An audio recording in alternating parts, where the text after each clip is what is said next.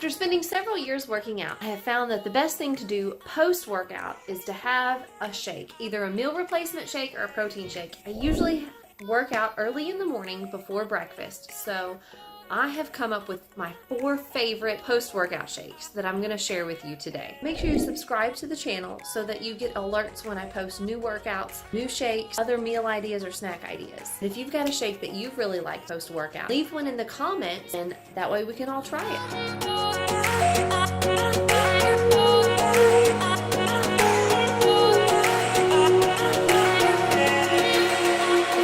I'm going to show you how to make is the cookies and cream peanut butter. It tastes like peanut butter cookie dough. Cup of ice. Need 8 ounces of water. We're also going to need cookies and cream flavored meal replacement shake, some vanilla flavored protein, stevia leaf,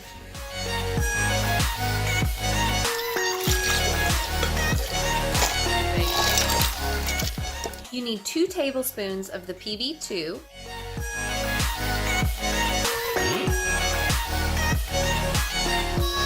Blend it all together. 1.5 scoops of the meal replacement shake and 1/2 scoop of protein.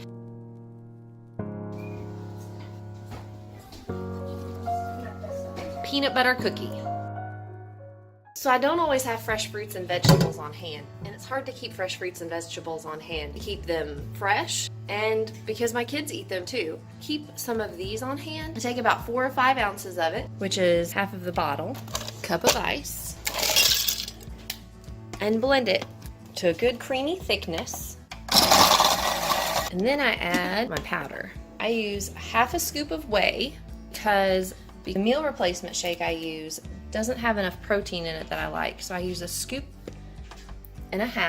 of the meal replacement shake along with this 1/2 scoop of whey protein, and it makes it nice and thick.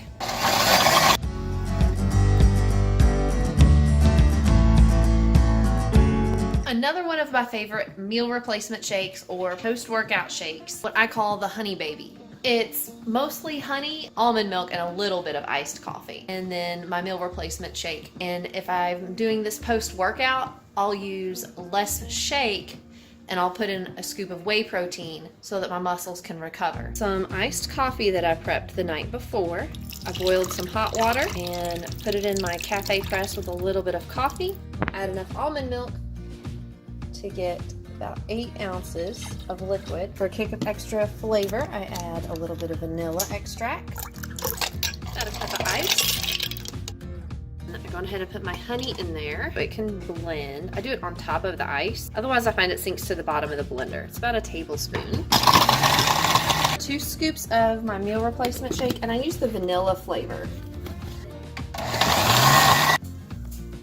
Whoop, a little too much. So another smoothie I like to do, I like to call this one the brownie smoothie. I'm going to use about 5 or 6 dates that I've cut up, 8 ounces of almond milk, cup of ice, that's about 1 tablespoon of powdered peanut butter, and 1/2 a banana. I'm going to throw all that in the blender. And I always like to wait to add whatever protein or replacement shake I'm using until the very end, because I feel like it makes it frothy if I add it too early on. So I like to make the shake part and then add the powder.